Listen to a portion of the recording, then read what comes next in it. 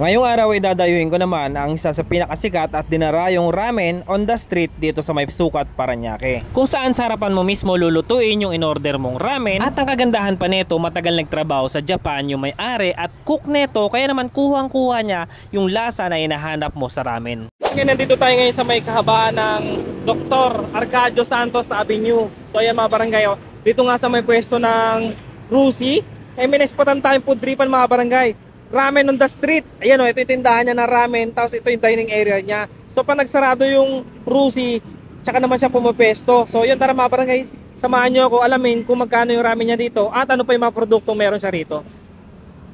Hi sir, good evening sir. Sir, ano nga pong name niyo sir? Pangalan ko is Glenn. Hi Sir Glenn. Sir Glenn, ano po yung mga tinitinda nyo rito? Titinda kami dito ng ramen.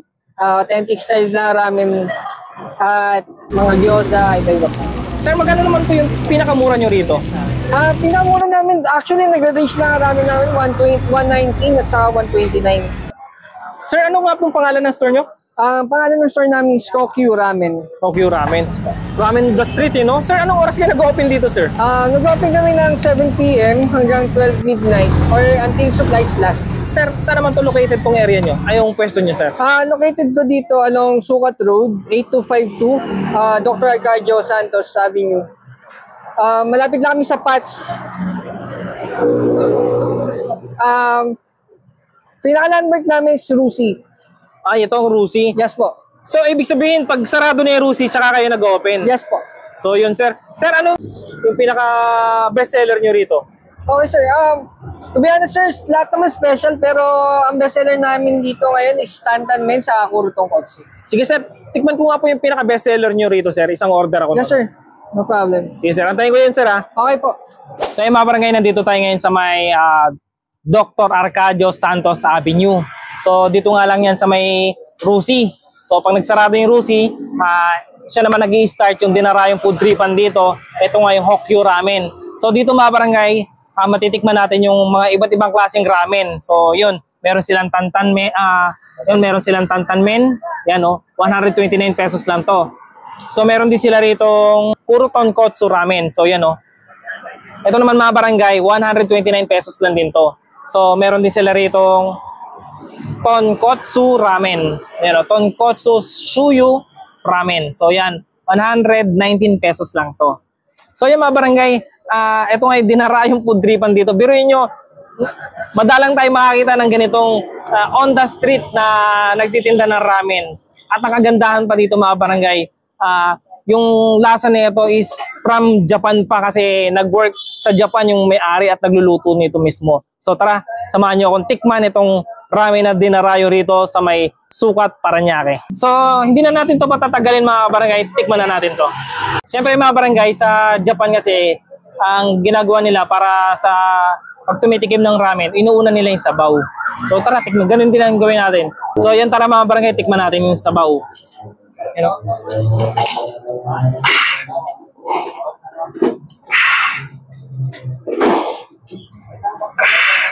Sarap.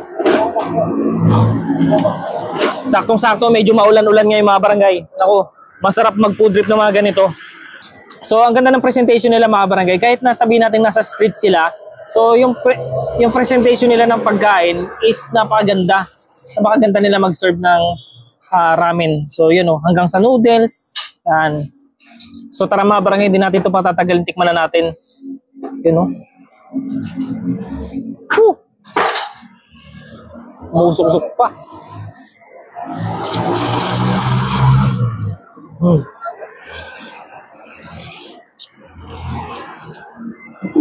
Bulon na ako dun Sarap na noodles mga barangay. Hindi siya overcook. Ganda ng texture ng noodles nila Yan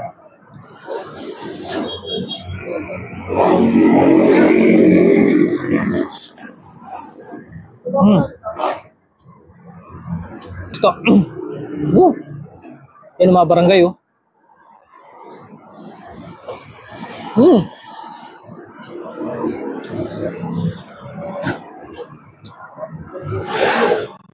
Sakto-sakto to. Kung ganito yung cravings ng mga barangay, nako. dayuin nyo na to. Ang kagandahan dito, budget meal yung ramen nila.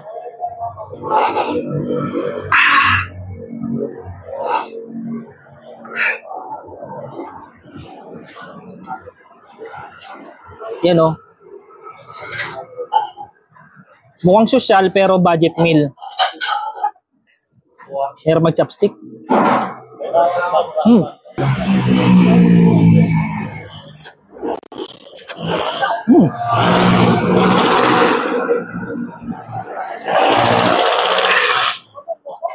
Sarap. Panalo. Araw-arawin mo dumayo rito.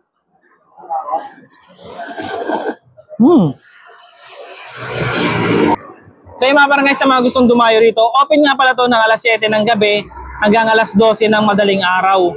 So yung mga barangay, kung ako sa inyo, kung gusto nyo maka-food trip dito, mas agahan nyo pa. Kasi talagang dinarayo tong ramen na to dito mga barangay. Birin nyo ba naman, napakamura lang, pero authentic ramen yung matitikman nyo. Kaya ano pang inantay nyo mga barangay, dayuin nyo na to.